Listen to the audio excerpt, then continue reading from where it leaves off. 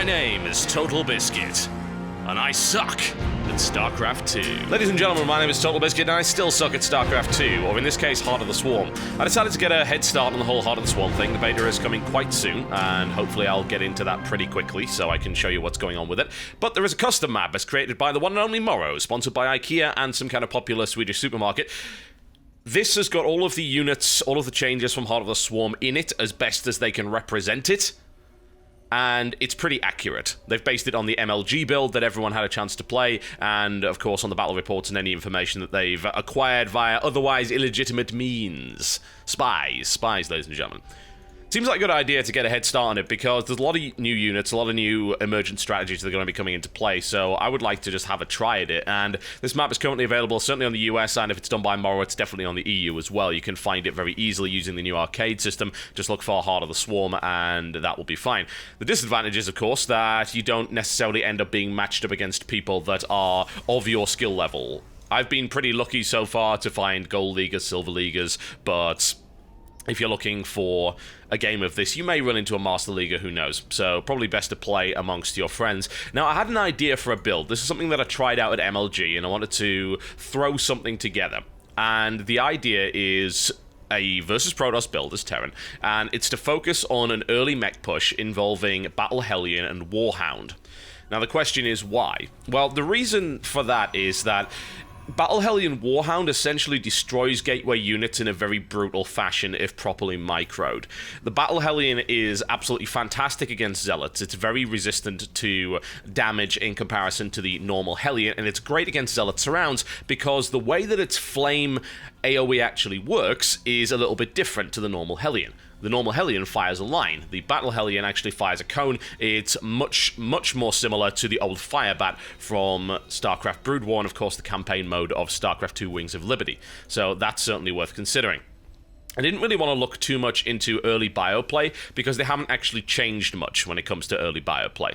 They have done something with the Reaper. They've got rid of the Reaper's ability to do mega damage to buildings with its explosive charges, but what they have done is given something called combat drugs, and you can use those to regenerate the Reaper out of combat. So as a harassment unit, they seem like they might be viable, but only for killing drones and workers, really, at this point. You could probably use them later on as a kind of hit-and-run unit in larger battles, bring them in, kill some Zealots and light units, bring them out, regenerate them, blah, blah, blah, not have to waste your medevac energy on them, but I don't know if they're going to be replacing Marine Marauder medevac. It seems very, very unlikely.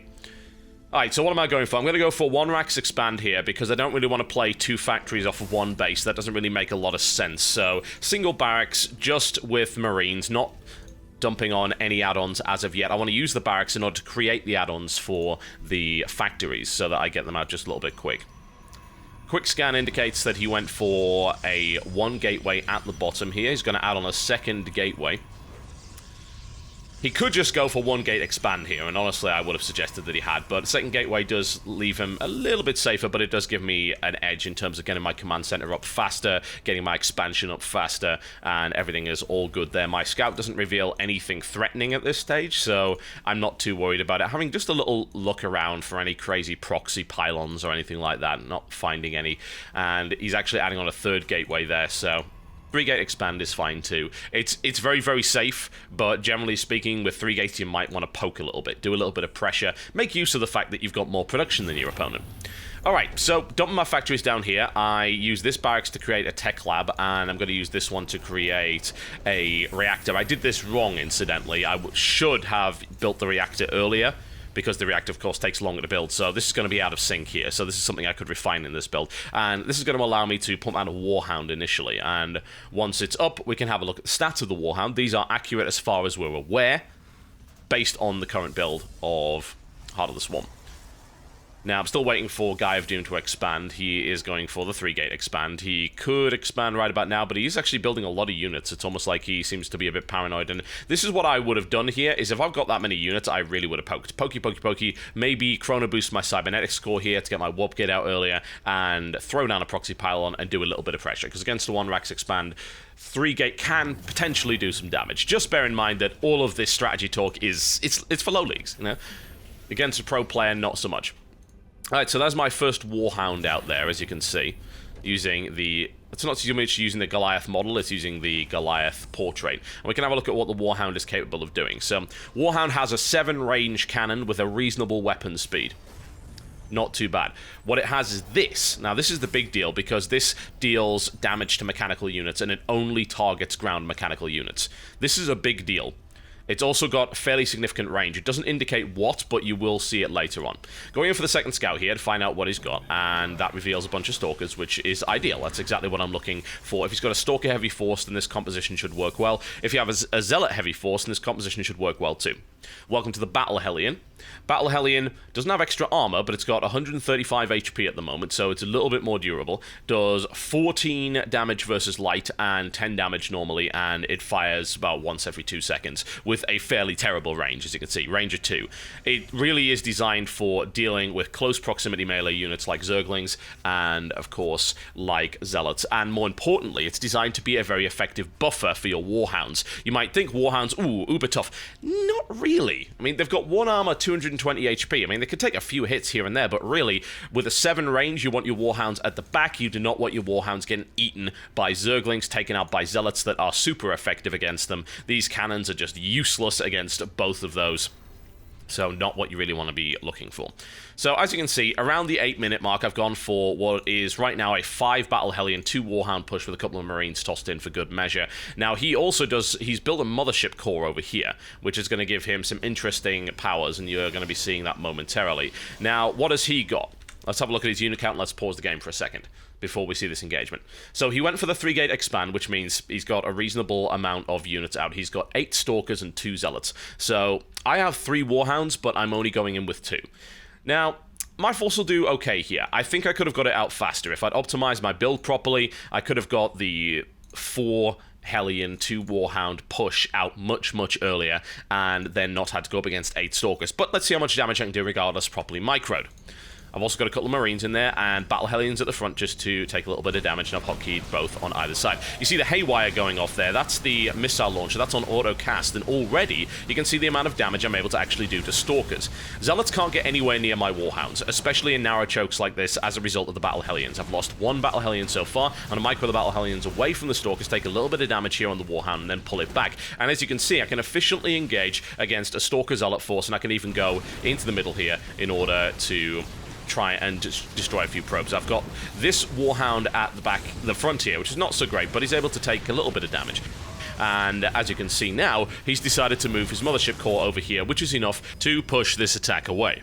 If they go for the early Mothership core, then this attack is, generally speaking, not going to do much, because you want your Mothership core on the natural, and you have the ability to warp it around. So let's have a quick look at its abilities. Teleport only requires 25 energy, so not a big deal. The Mothership core has 200, and for those who don't know, the Mothership core in the expansion is essentially a defensive building. It's an attachment for a building. It's almost like putting a planetary fortress cannon on top of your Nexus. When you energize, you can recharge the energy of a target unit or structure to maximum energy. I have to assume that this has a pretty high cooldown on it, or at least it should, or is limited, as in you can't use it on a Nexus. Because if you can, this is super OP and crazy. Alright, 25 energy, recharges a target unit or structure to max energy. I assume, again, that can't possibly be a Nexus 2, because you could just re-energize your Nexus over and over again and essentially have infinite chrono boost as a result of having this. But once again, this is a custom map and is not representative of what the final game's going to be like. What else you got? Purify, 20-second cooldown on this, 75 energy. This is what turns it into a siege cannon. You know, it's got a big range. I believe that cannon hits, as you can see there, for 60 damage, 13 range. That's absolutely fantastic. It's the range of a siege tank. Super dangerous, only single target, however, really good for defense. So this is gonna severely dent any kind of early game push I feel on the ground. It, at the moment, can also target air as well. I don't know if that's gonna be in the final game. And last but by no means least, mass recall is available. Recall all the units owned by the player in the target area to the Mothership core. And you can also upgrade it to the Mothership if you have a fleet beacon. Mass recall, potentially useful actually for some mid-game pushes if you want to try and get your units out of there nice and quickly. So you can go for what appears to be an all-in, just throw everything you've got and then of course pull it back, no problem at all. How much damage was done by that push, you might ask? Well, it was not bad. I lost some resources, he lost a lot more. I did some reasonable damage, I killed 4 workers there, so it's not a bad little push at all. Now, he's going for an Oracle, which is an interesting choice here. I built a Stargate. The Oracle can simply be built immediately, at least in this current build, but it's a 200 gas unit. So I'm not entirely convinced by this, although as a support, especially for your defenses with the cloaking field, yeah, that might be quite useful. Alright, so at the moment, I'm going for 4 factories here. Since I'm on 2 bases, I'm mining gas. In fact, if you'd be surprised how much gas I'm not sinking here, I'm building 2 armories so that I can go double upgrades just to try and sink the amount of gas. This build is actually surprisingly not intensive when it comes to gas.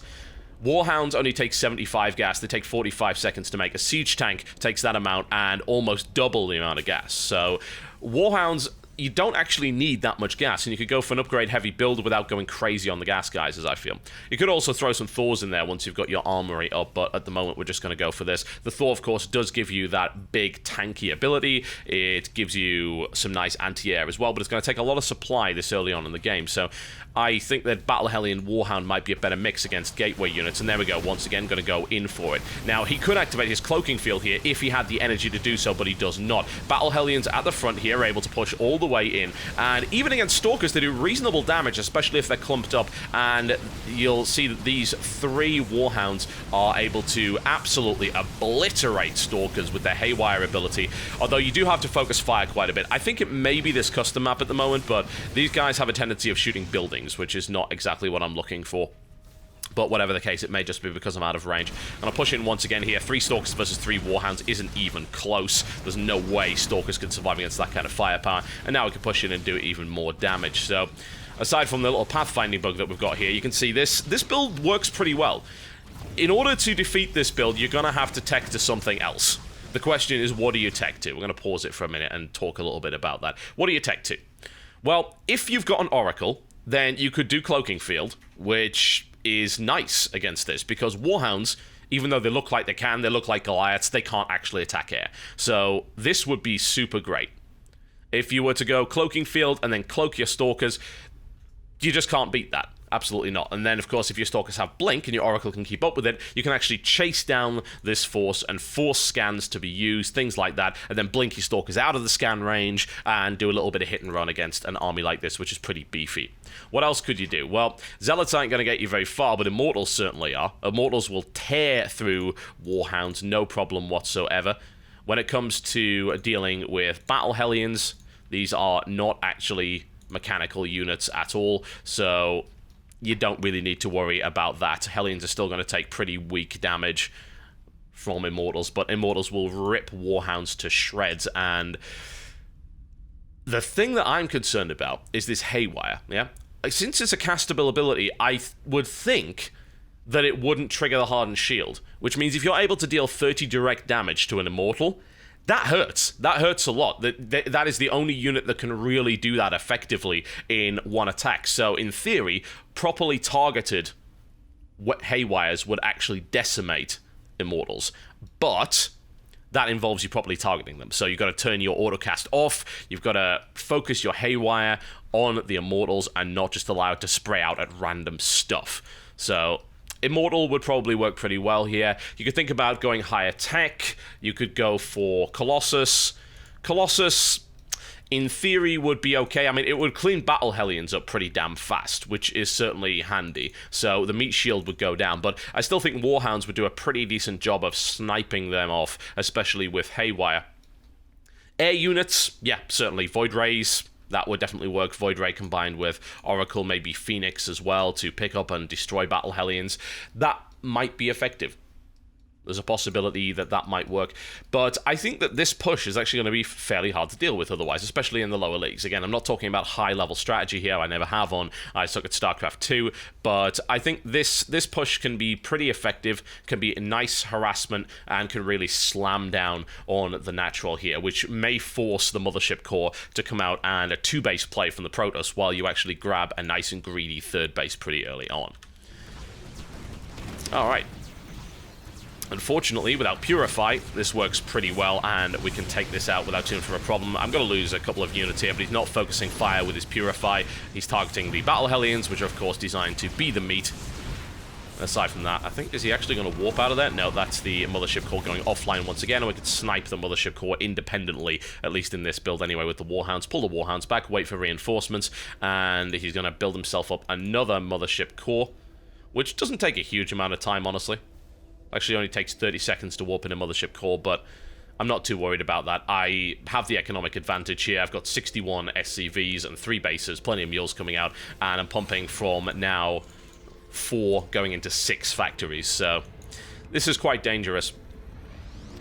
It's difficult to deal with, honestly. I mean, there aren't all that many Protoss units that I view as being superbly effective against this build.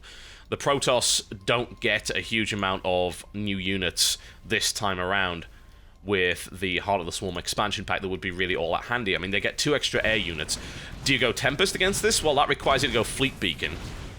Yeah, I mean, it would work fine, but it requires you to go Fleet Beacon, so how effective is that? The Oracle coming in for some harassment here. This is nice.